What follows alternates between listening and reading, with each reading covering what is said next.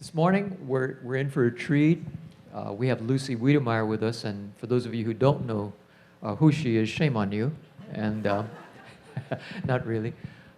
We're going to conclude our series, Deeper Love. It's been a great series. It's been a great time of connection, the stuff beneath the fluff. Charlie Wedemeyer was the greatest athlete, pound for pound, many people say, that has ever come out of the state of Hawaii. I would go one better than that. Maybe, pound for pound, one of the greatest people. Because when you suffer as he did, with such dignity and grace and compassion, the Bible says God is love. It's easy to love when things are going well. It takes extraordinary grace to love when all hell seems to be breaking loose for 34 years.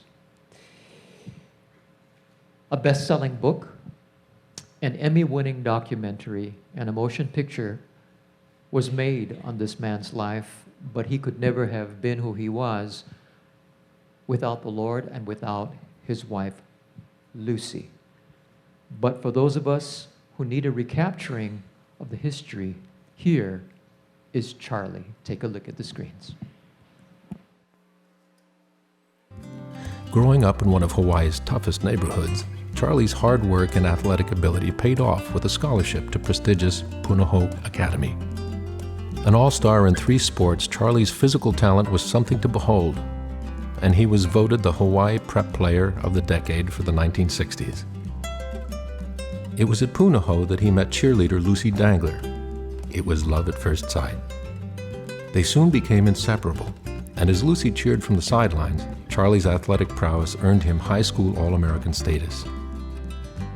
After graduation, Charlie accepted a full-ride scholarship to Big Ten powerhouse Michigan State, where he joined fellow Hawaii teammates Dick Kenny and Bob Apiza. Although the smallest man on the team, Charlie made up for it with talent, discipline, and determination. A member of the 1966 National Championship Spartan team as a freshman, Charlie went on to play quarterback, flanker, safety, and wide receiver. Following his senior season, Charlie was honored to play in the East-West Shrine All-Star Game and the Hula Bowl. It was at Michigan State in his sophomore year that he and Lucy were married. The following year, their daughter Carrie was born, and soon thereafter their son Kali. After receiving his master's degree, Charlie moved the family to San Jose, California, where he took a job teaching and coaching at Los Gatos High School. Charlie and Lucy's lives defined the American dream. A little house in the suburbs, a beautiful family, and an ideal job. Then in 1977, their American dream would turn into a nightmare. Well, Charlie, what was your first reaction when the doctor told you that you only had a year to live? I remember distinctly very confused at first, with a lot of fear at that time, and in total disbelief, really. If Charlie was stunned by the diagnosis, how would he tell Lucy? Devastated by the gloomy prognosis, but fueled by their never-say-die attitude, Charlie and Lucy vowed to take up the battle, not realizing the enormity of the challenge and the implications for their family. The dying will come, we know that. We're just not quite ready for it yet. But I think it's made us realize how precious life is. And I think it's slowed us down a lot. We appreciate every day. And I think that's what's special. Trying to see past the pain, the Wedemeyers' intimate battle for survival would soon bring hope to millions of people. Then in January of 1985, with Charlie hovering at death's door, an event takes place in their lives that changes it forever. Our nurse came in. She was fairly new to us, and she just asked if she could pray. And she put her hand directly on Charlie's chest and just prayed and asked God to clear his throat so he'd be able to eat, to open up his lungs to allow him to breathe. And as she prayed, there was an overwhelming presence.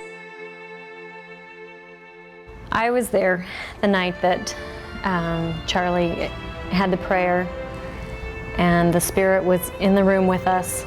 The nurse was there from the registry with us. She was praying for Charlie. And during the prayer, there was a presence in the room that was very strong. It was so strong that it was as though somebody was there, that Lucy had come home, or we just looked over our shoulders to see who was there. And during the prayer, we were just so overwhelmed with the power that was in the room with us. It's difficult to describe. And when the prayer was over, we were all crying in realization of what had actually happened, that a miracle had happened, that God had actually touched each one of our lives and had come into Charlie's life to show him that he was there. Then as Charlie opened his eyes, he looked at the foot of the bed, and we had an amaryllis plant there that had 3 buds tightly closed. And when he opened his eyes, all 3 were open. They were like little trumpets heralding. All of a sudden, Charlie could feel his throat clearing, his lungs clearing. And Charlie said it was as if there was an overwhelming presence right there in the room, standing next to him, telling him, just trust in me. Everything will be all right. The miraculous events of that day would help Charlie get through the toughest year of his life, as he goes through a series of life-threatening events where he stops breathing and is rushed to emergency. Finally, in July, again hovering near death, Charlie would undergo a tracheotomy to help him breathe, then receive a ventilator to breathe for him, and finally a feeding tube. With a machine breathing for him and nutrition at last, it was a new lease on life. Despite his desperate situation, he would coach the county all-star game from his hospital bed. And 2 days after leaving the hospital, make what some thought would be his last trip home to Hawaii. In the fall of '85, with a very young team that no one expected to win, the Wildcats take the league championship, make their way through the playoffs and into the state sectional championship game. Crews from every network are there to record this incredible ending to a miraculous year. There was a low snap. The kick was blocked. Los Gatos is celebrating.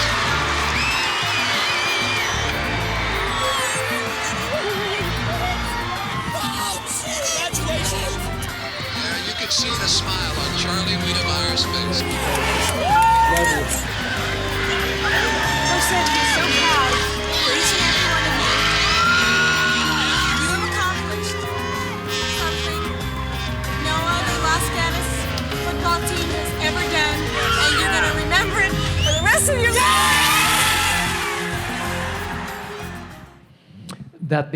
That scene became the climactic scene to the movie, the movie that captured a nation back in the late 1980s, and it's still receiving tremendous airplay because of the fact of Lucy's undying love for Charlie and Charlie's undying love for his God and life. I asked Charlie sometime before he passed, I said, Charlie, you know, he came from a family of 9 out of Kalihi Valley.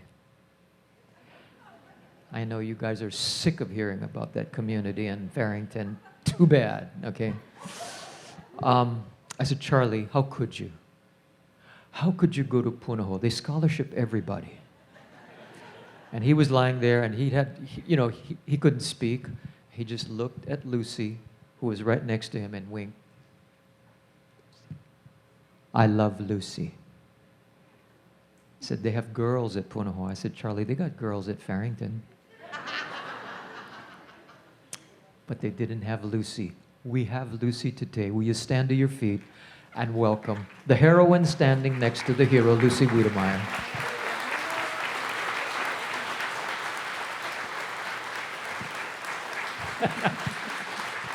You are wonderful. You are wonderful. Wait, also, because I'm going to have to leave for cities. Oh, you may be seated. Part of this journey, part of the journey here today is starting UH quarterback Drew Brown. Drew, why don't you stand? And we got a picture of him, there he is. I have to ask you this question. So listen to this. 8th string quarterback at UH, went to San Mateo Junior College, receives texts from Julian Edelman, who also went there. And who comes from San Mateo, California? Tom Brady, right? Hawaii Bowl MVP and winner of the Charlie Wedemeyer Award. So you're going to hear from Drew in the second part of Lucy's presentation. I needed to say that because UH quarterbacks need to be introduced properly. Can we talk Farrington? I told a story in the first service that I want to share with you because it's very meaningful. When back in the 60s, public schools, private schools played each other back in the ILH. I know they don't do that so much anymore. Kahuku was not what it has been. It was country. But in those days, the rivalry was extreme. I remember Farrington. One season, when they didn't win, they burned the coach house. Anyway, okay, I'll stop at that. Okay, remain calm. I have had no sleep, so I have to, disclose that for you today, just in case I, get a little off topic. But we received the most beautiful, huge poster from Farrington students, signed with all these beautiful, almost like a love letter, after the big win and people heard about Charlie and all this kind of stuff. So he wanted very much to go to Farrington to thank the class. So we got to Farrington and, walkie-talkies, lockdown. Where's Pastor? We get into the class, we thank them. It was really fabulous. And then one big blah blah gets up and he says, Mr. Wedemeyer, I'd like to tell you, you touched me right in my heart. Now I have to read my husband's lips, and my husband's going, where? Where's your heart? Over here. Anyway, I pinched him so we didn't really have to say that out loud. But this morning, so honored to be here. I want to let you know it's taken almost 5 years. Charlie's been gone almost 7. Almost 5 years for me to be able to get up here. Because the tears just keep coming. And not so much tears of grief, because they're there, but tears of awesome gratitude and how God carried us through all those really tough, difficult times. I mean, I can't even watch on the screen, big people. It's so big. And remember all the tough times. But I'm telling you, the miracles in Charlie's life and our life still resonate. And it's just a joy for me to share. I know we won't have time for questions, but maybe after. Or you can always send them to Pastor in the future, because I'll be back. But we still live in Los Gatos, and it's amazing. When Charlie was diagnosed, the family said, come back to Hawaii, come home. And of course, that was very, very much what I think we wanted to do, not really understanding how devastating this disease was going to be. And yet, I had a holy nudge not to. Charlie was very involved with the football program. Our community in Los Gatos, California, was very much like Punahou, with generations of families that still would come to football games. The community was very, very supportive. And somehow God gave me just wisdom to know that when people begin to lose the ability to do things, they begin to focus inward. It's very embarrassing, a lot of shame. In fact, a lot of ALS patients become reclusive, and I knew that was not for my Charlie. So I said to the family, we're going to stay. And we kept fighting. He kept coaching. And as you saw, when he had to be resuscitated and taken to the hospital, he knew that he had no awards, no trophies, nothing that could help him going into that surgery, except for the fact that he had memorized scripture verse. And you guys know luau feet, right? So we would tuck index cards in between his toes with scripture verses on it. And he memorized, he had the most amazing mind. But his favorite was Isaiah 41:10, which says, "Fear not, do not anxiously look about you, for I am your God. I will strengthen you, I will keep you, I will uphold you with my righteous right hand." And that got him through. What we didn't realize was that most ALS patients don't make it. They die on the operating table. But God had another plan. He came through it. But for the next 3 days in intensive care, he kind of hovered between life and death. And a nurse came very quietly, took me aside and said, "You know, he could go on a ventilator." And I said, "Oh, yes, we had talked to the doctor about the ventilator." And she said, "He's a no code." I'm like, "What's a no code?" You know, being blonde, you don't know anything, right? So the nurse explained, "Well, that means if he stops breathing, they don't resuscitate him." And I said, "Please go get the doctor, Dr. Gavorkian. I don't remember his name. Please." And so in marches this doctor, very hoo-hoo, very upset, and says to Charlie, "Why? Why would you want to bother going on a ventilator? You're going to get pneumonia. You're going to get infections. You may last 2 weeks." And we said, "We'll take 2 weeks, please. We would like to bother." Amazing. Once Charlie got on that ventilator and his lungs could fill with air, it was like a miracle. He was a new man. But the next thing he had to have was a stomach tube. They explained they were going to take a hose that he had to swallow and come out and make a puka and then have this lovely tube that would feed him. Well, his only request was he wanted a wide mouth tube. He wanted to get plate lunch inside. Very important. But as he came out of the hospital, actually, I have to rewind, we were set to come home here to Hawaii. Charlie's father was dying of cancer. And that date was coming up, and we were still in the hospital. And Charlie was busy recruiting nurses to come with us to Hawaii because we had all this new equipment. Well, the doctor got wind of this, came into the hospital room, stood at the foot of Charlie's bed, and said to him, "Don't you realize you have a serious disease?"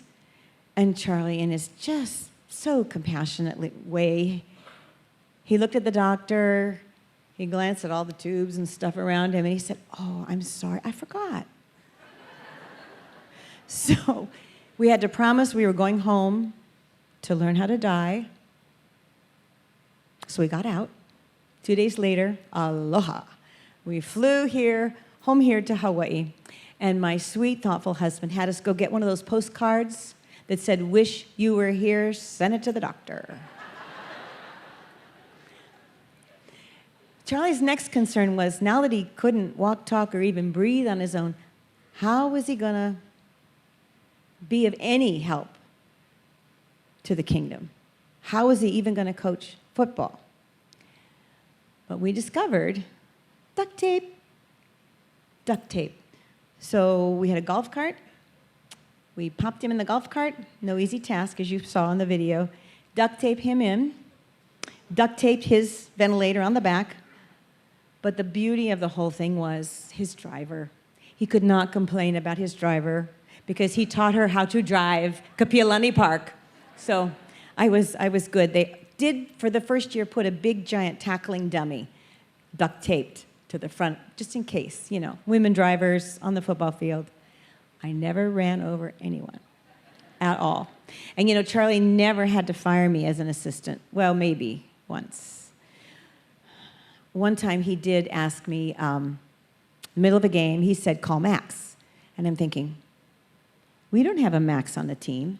I said, maybe there was a new guy, right? And I'm looking for Max, he says, "Call Max." His face told the story. So I yelled Max, and everything happened, but he had to call a timeout. Okay, that is not good. You do not ever cause a timeout, ever. So he fired me. And about a minute later, he hired me back. I was the only one that could help him. It's nice to be needed. Max meant maximum protection.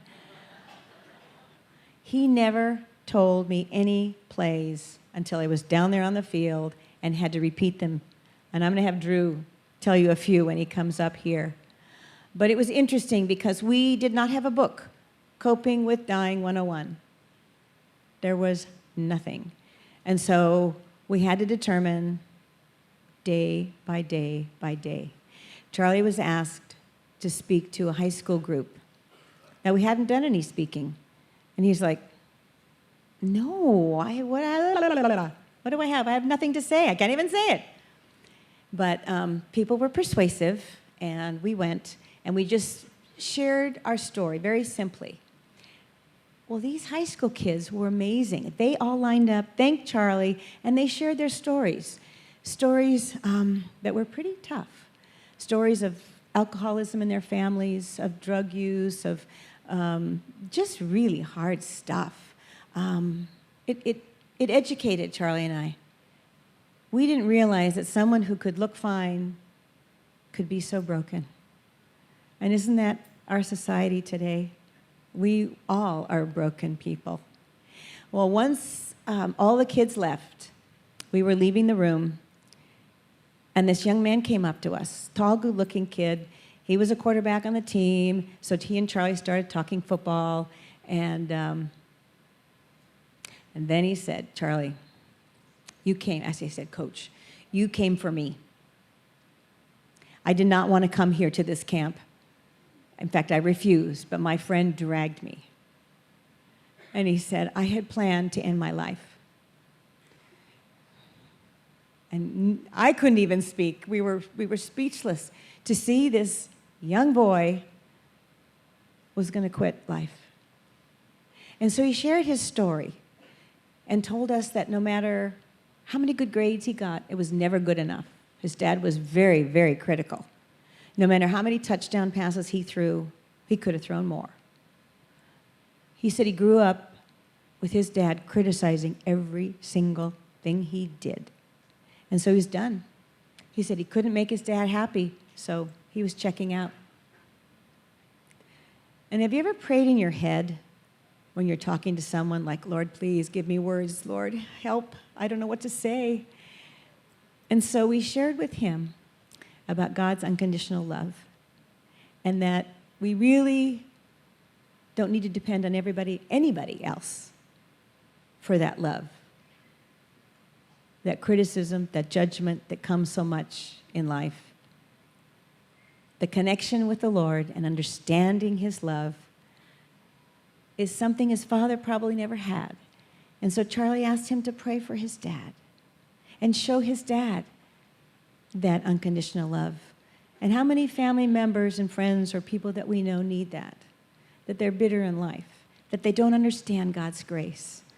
And it opened a whole new world to Charlie and I to know that many times people who are,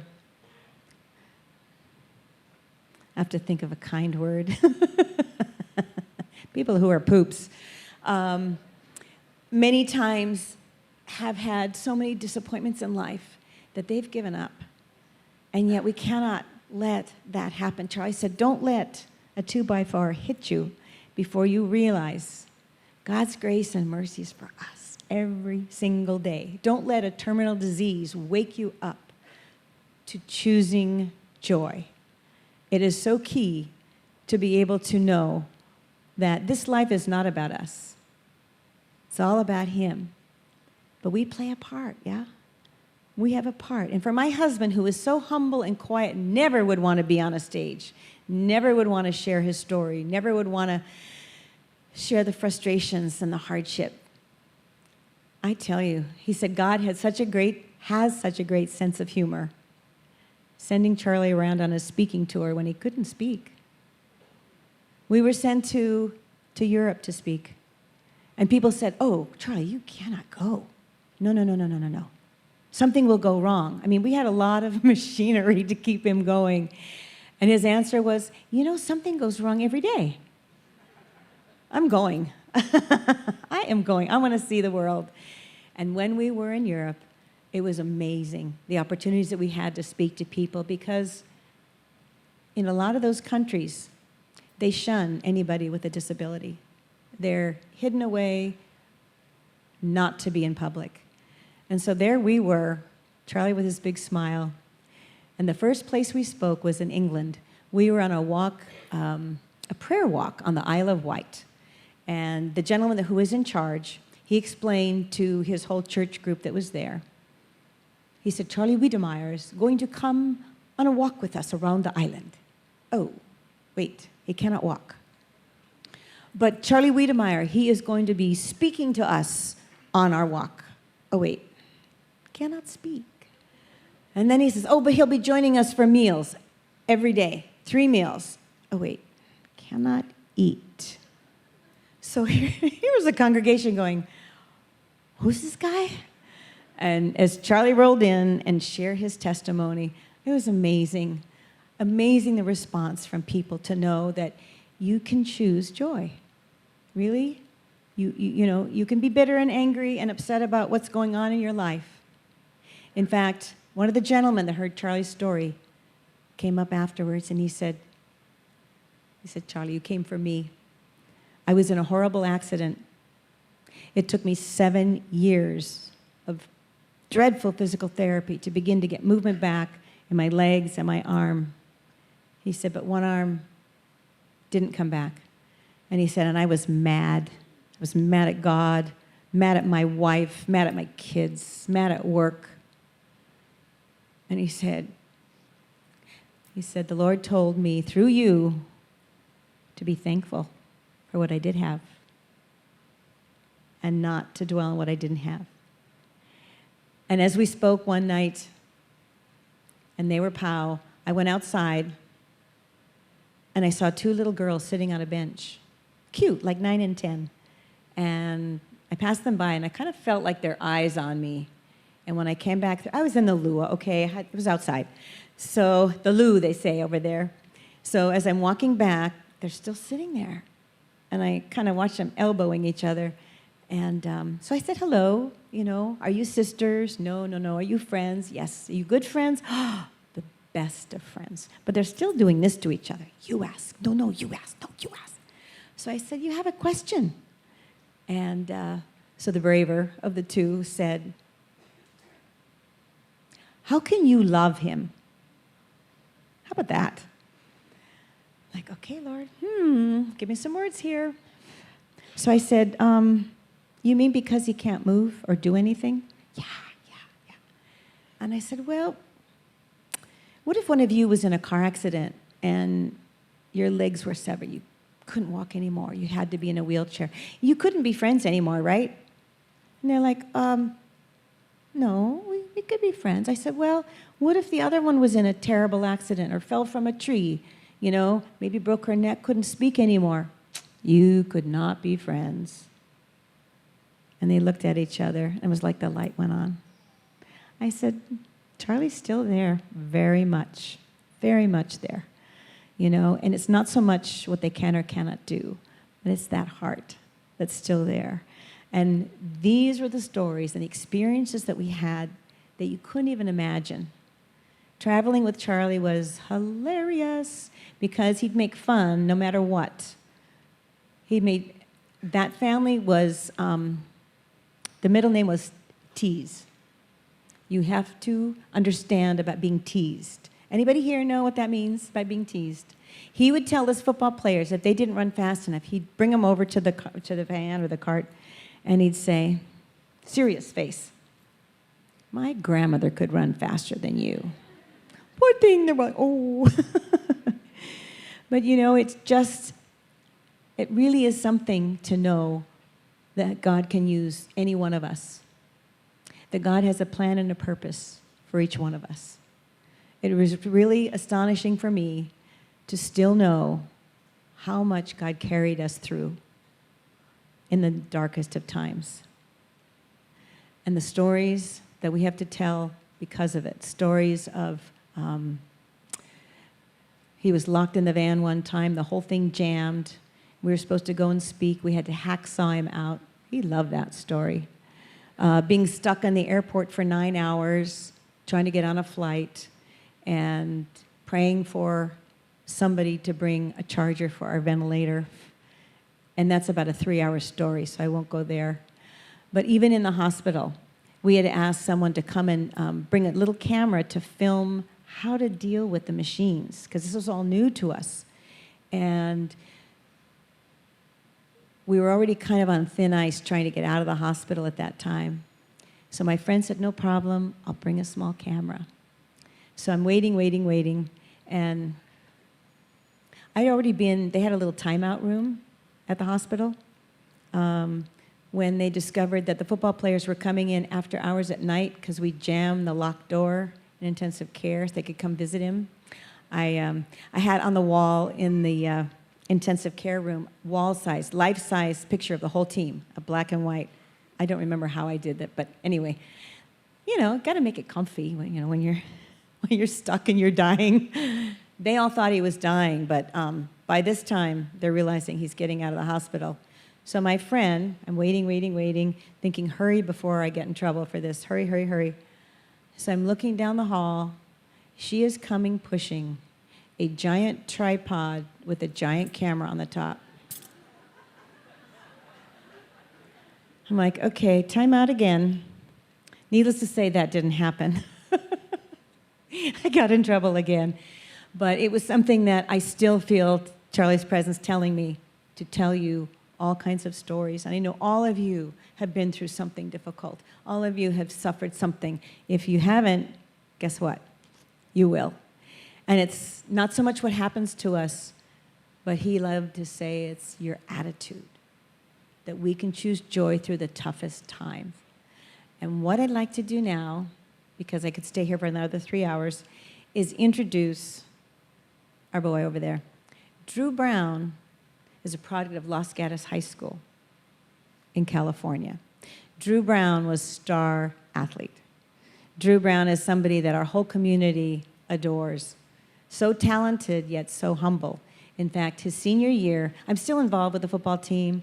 I have my own bench in the end zone, and I get to talk to the team and share the Lord, and it's really awesome. But I want to share with you this award that I give every year to a senior in Charlie's name. Tough when your iPad's upside down. Okay, where are you? One moment, technical difficulties. Okay, here it is.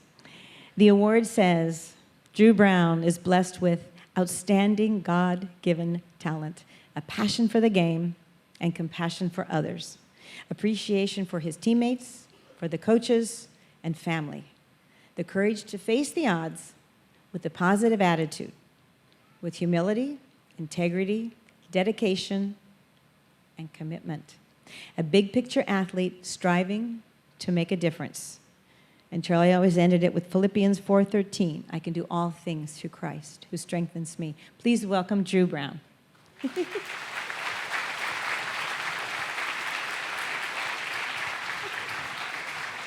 get the seat. Let's give it up for Lucy one more time.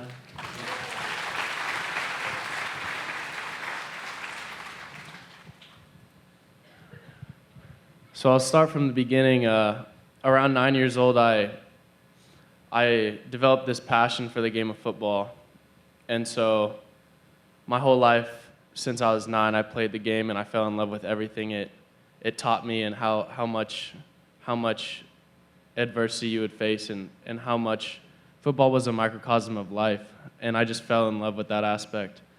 And everything was going good. I enrolled at Los Gatos High School my freshman year, and in my first game, I snapped my clavicle in 2 places. And so they rushed me to... That's his shoulder. Yeah, yes, shoulder. And so they rushed me to the hospital, and I go through surgery and whatnot, and I wake up, and the doctor tells me that I have 7 screws and a plate in my shoulder. And I didn't even know that was a thing. I didn't know that that's how you fixed bones. But my mom is an ear, nose, and throat doctor, so she's like, yes, Drew, that's what they do nowadays. And so the doctor also told me that it would be an 18-week recovery. And I told him, with all due respect, sir, I don't think you understand who you're talking to right now. My mom was like, That's not how I raised you. But kind of fast forward, we had the recovery, and then going into my junior year, I was in a quarterback competition with the senior who had a full ride scholarship to San Diego State. And this made it tough because it put our head coach in a predicament just based on him having a full ride scholarship. He couldn't necessarily start me over him. I always felt I was better than him, of course. But so my junior year, I maybe played in 3 games, not getting many snaps. And this, I don't know if many of you know, but recruiting is mostly done your junior year of high school. And so with only a few snaps, it made it hard for college coaches to evaluate me. So I put together as much film as I could, and I sent it out to probably over 100 Division I schools, and I maybe got 5 or so responses. And so heading into my senior year, I was in contact with San Jose State, Nevada, and Washington State. And this was, I would go into their offices and they would call me week to week, and they'd always tell me, you know, you're fast, you're cute, you can throw the ball, you're smart, but there's an issue here. You didn't play your junior year, and you're like 4 feet tall. And that wasn't the first time I had heard that, so. Basically, fast forward through my senior year, I played pretty well, but I did not get any scholarships. And this was the only way I was going to go to college, was if I had He a was scholarship. MVP for playing pretty well.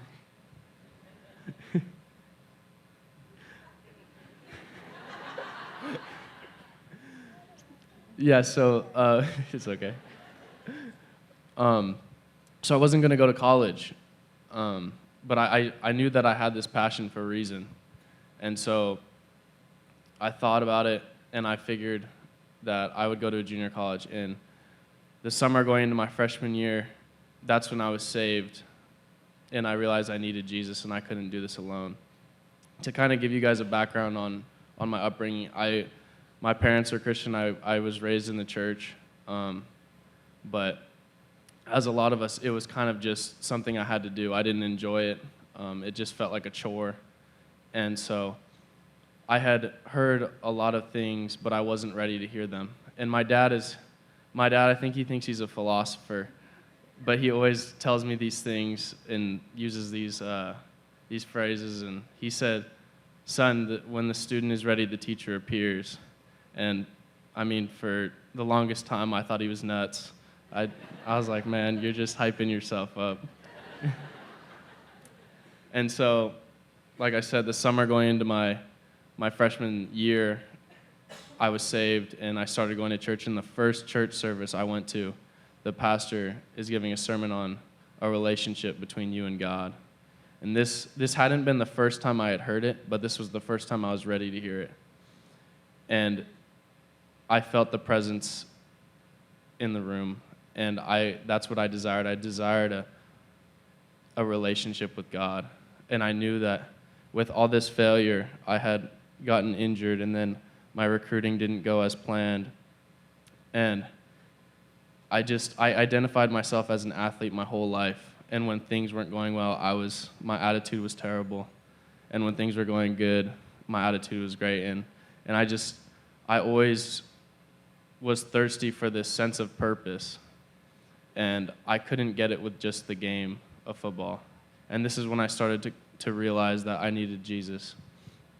And so this was probably the first time, like I said, I was ready and I was exposed to God's love. And this truly changed my life. So playing my first year at my junior college, this is really where I started to challenge myself and everything that I do to glorify God and to love others as God loves us, and love God and serve God and lead others to Christ. This is when I first felt the desire to do that. And it was all because of that one church service where the pastor, it felt like as if he was speaking to me about this relationship with Christ and with God. And so I played my freshman year, and I was training to play my second year there.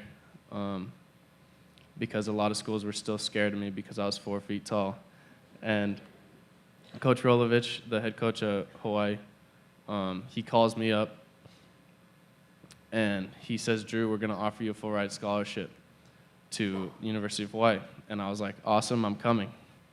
And he said, no, Drew, I don't think you understand how this works. You got to take a visit and see if you like it. And I was like, you don't understand, Coach, I'm coming. And he's like, well, you should take a visit. And I was like, and I agreed, and so did my parents. And so we came out here, and I just fell in love with the family community and just how welcomed I felt. And this coming out here, there was no fear of failure. I showed up 8th on the depth chart. And I knew that everything throughout my life, God was with me. And I knew that as long as I was glorifying him in everything that I do, that he was always going to be there for me. And no matter what I went through, that he would be there. And as I look back, I understand that everything needed to happen in order for me to be here right now speaking to you guys.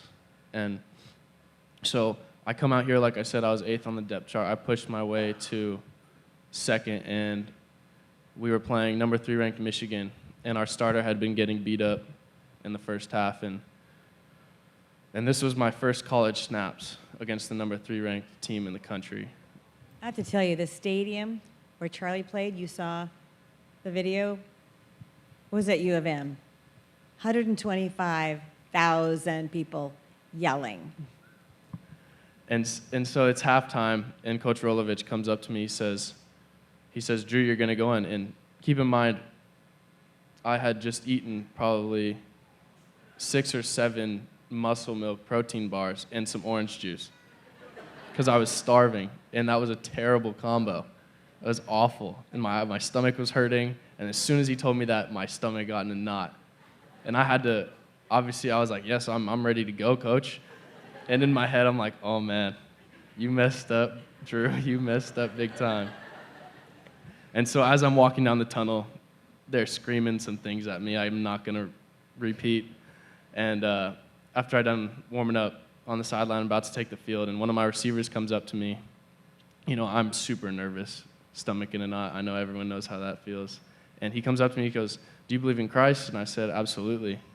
And he was like, then you're fine. And I felt this automatic presence and peace of mind as I was taking the field. 125,000 people yelling 4-letter words at me. And I didn't hear a word because God was with me, as he was my whole life.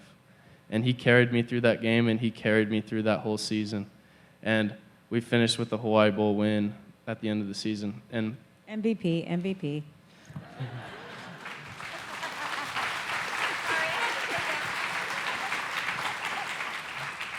And so this gave me an opportunity when I went back home for Christmas to speak with friends, parents that I've known for a while, and kids, siblings.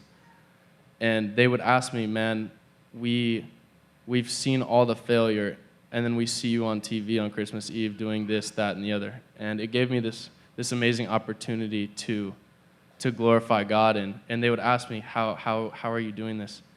And I would simply tell them that I'm the son of a king, and I'm in God's kingdom. And that's when I realized this is why I have this platform. And it's to glorify God and love others as God loves us, and love God and serve God. And this was truly when it started to come full circle. And so when I came back here at the start of this semester, I felt this urge to do something. And so me and my roommate, we were feeling the same way, and we felt that we would start a team Bible study on our football team. And we felt that if we could expose our teammates to God's love, then that's what we're here for. And so if we had 40 guys show up at our Bible study on Monday nights, and one guy decided to be saved and decided that he needed Jesus, then we did our job. And so that's what we're doing right now, and it's just God is carrying us through that, and it's just amazing to see God work. And so I guess to kind of tie this together with Lucy and Coach, it's just to never give up because God is with us through everything.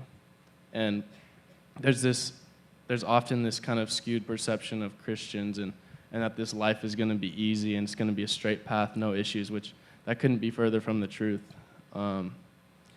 We go through just as much as anyone else, and the only difference is that our God is bigger than our problems, and with us and through him, you can do all things. And it makes you realize you work from the inside out in life instead of the outside in. And living in our society today, it's so tough because people get caught up in the worldly things and the materialistic things, the cars, the house, the money, when that's not what you take. And it's that sense of purpose, that glorifying God and fixing your eyes on God in everything you do. And that's what truly changes you. And you'll love others and love God as he loves us. And I guess if there's one thing that we would challenge you is to just never give up and glorify God in everything you do and love others as he loves us. Thank you so much, and God bless. Wow, high five. Look at that, you made it.